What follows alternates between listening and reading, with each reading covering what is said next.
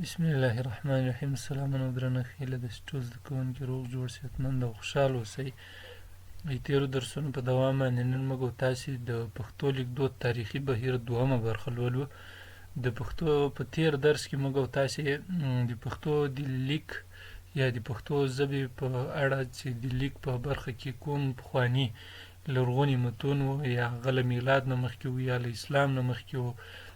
بیا په اسلامي دور کې د هغو ځینې نښې نښانې وې، نو په هغې باندې مو خبرې وکړې. نن له خیر سره له اسلام نه راوروسته یا د هغه لیکدود پر بنسټ باندې موږ تاسې خبرې کوو چې هغه د عربي په بنسټ باندې د پښتو ژبې دپاره جوړ سوی او له اسلام نه راوروسته ده، چې دغه د پښتو ژبې لپاره د لیک یا د لیکدود یا هم د الفبا او ابیڅو جوړښت د قاضي خیرالله په خیراللغت کې د حسن میمندي په خاصه اشاره چې دغه زمانه د سلطان محمود غزنوي او څلورمه هجري پیړۍ راځي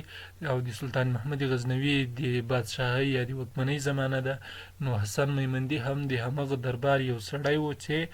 د همدغه وزیر په خاصه اشاره باندې قاضي سیف الله په نوم باندې یو سړي د پښتو ژبې لپاره د څ ځ ډال ړ نړ ګ خین او ګاف توري جوړ کړي دي، او د خیراللغت په حواله چې دا هم همدغه کتاب ده. دی وایي چې دغه اوسنۍ کومټې چې لاندې پنډکی لري دا په دې شکل باندې وه چې همدغه د ت شکل په سر باندې د طا د عربي طا توری درلوده، او د کتاب تجارانو په سند او پنجاب کې دا په دغه اوسني شکل ټ باندې اړولې ده. بل د پښتو ژبې د لیکدود جوړښت چې ده کله نسبت یې پیر روښان، اخوند درویزه او کله هم خوشحال خټک ته کېږي. نو دلته پوهان داسې وایي چې دغو کسانو ته دغه د قاضي سیف الله لخوا جوړ سوی لیکدود را رسېدلی و یا نه و یا به ورته رسېدلی نه و، او یا داسې ده چې په دغه لیکدود باندې هغو قناعت نه درلوده. نو په دې خاطر باندې دوی ځینې هڅې د پښتو د لیک دپاره کړي دي چې دوی ځانګړي توري ورته جوړ کړي. بل د پښتو ژبې لرغوني معلوم متون چې و هغه لرغونی معلوم متن چې د هغه تذکرة الاولیاء ده چې په 612 هجري قمري کال کې د کندهار ولایت په ارغستان کې لیکل سوی ده، او په دې اثر کې هماغه د قاضي سیف الله لخوا پنځول سوی لیکدود یا رامنځته سوی لیکدود کارول سوی ده. بل په تذکرة الاولیاء کې یوازې یو شی ده چې هغه د ځ توری ده چې هغه د جیم په شکل لیکل سوی، او ورلاندې یو بل ټکی هم کېښودل سوی ده، یعنې دغه معاصره ځ نه ده یا هغه ځ نه ده کومه چې قاضي سیف الله جوړه کړې وه، چې یو ټکی ورلاندې او بل هم پر سر د جیم یو په منځ کې ده او بل هم ورلاندې کېښودل کېږي. بل لرغونی اثر چې ده هغه د پیر روښان خیرالبیان ده چې 1061 کال کې لیکل سوی ده، او بل هم د پیر روښان له مرګ یعنې 980 یا 80 کال نه 110 کاله وروسته لیکل سوی ده، چې په دې کې د ځ لپاره د ب په سر باندې یو ټکی کېښودل سوی ده، او بل ژ چې ده په ګ باندې لیکل سوی یا د اوسني شکل باندې لیکل سوی ده. یعنې په ځینو تورو کې ځینې توپیرونه راغلي دي چې تاسې به یې د لیکوالۍ په مضمون کې انشاءالله په بشپړ ډول باندې د خیرالبیان املا ولولئ. بل د لواڼي په وینا چې همدا د پیر روښان یو مرید و، ده ویلي دي چې پیر روښان د پښتو ژبې دپاره نږدې 14 توري جوړ کړي دي، خو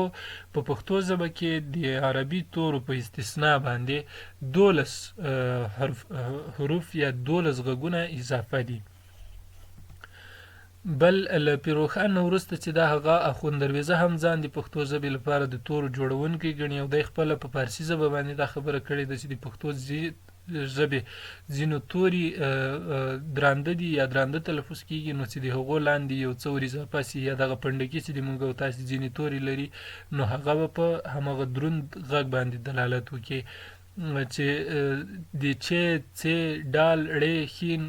ګاپ نون دپاره چې په خیرالبیان کې د توري کوم شکل ده هماغه په د اخوند درویزه په مخزن الاسلام کې هم راغلی ده. په مخزن کې د ځ پر ځای څیت کارول سوی ده، او دغه راز نون چې ده د نړ په بڼه باندې راغلی سي، یعنې نون او ړې دوی د دوه غبرګو غږونو فکر ورته کړی ده. او په ځینو نسخو کې دغه د اوسنۍ پښتو ځانګړي ځ چې ده دا په عربي ځ باندې لیکل سوی، مثلا ورځ ورځ لیکلې ده. بل سړی چې د هغه خوشحال خټک ده دی هم په املا کې د پښتو په لیک کې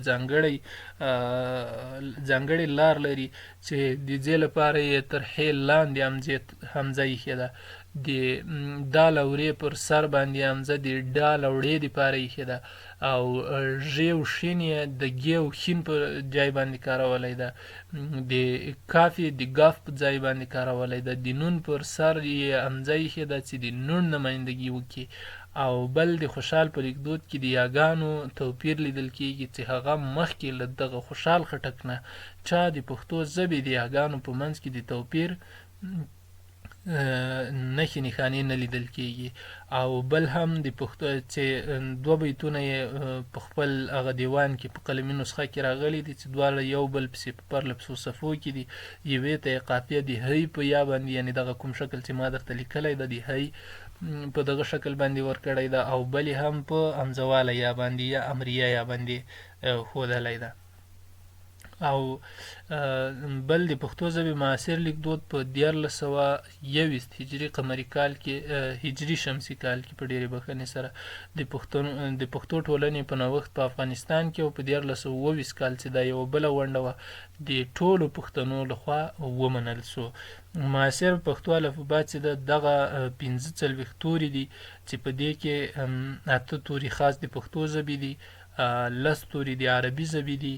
او 4 توري د دغو مرکزي آریایي یا د نړۍ د ژبو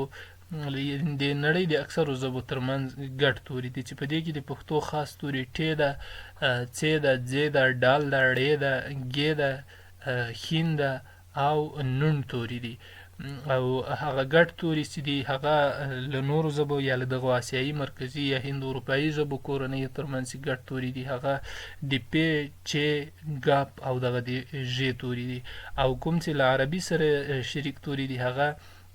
ث ده ح ده ذال ده صاد ده ضاد ده طا ظا او عین فا قاف دغه هغه توري دي چې هغه له عربي ژبې سره د موږ ګډ دي یا نه دا بلکې د عربي ژبې خپل خاص لستوري دي او پاتې کېږي چې دا نور توري دي نو دا هغه توري دي چې په هره ژبه کې موندل کېږي او یو نیم توری که یوه نیمه ژبه ونه لري خو دغه نور پاتې توري د اکثرو ژبو ترمنځ ګډ دي او کارول کېږي چې دا و د موږ او تاسې د پښتو ژبې په لیکدود باندې تاریخي بحث چې د تاریخ له لحاظه سوی و او بیا تر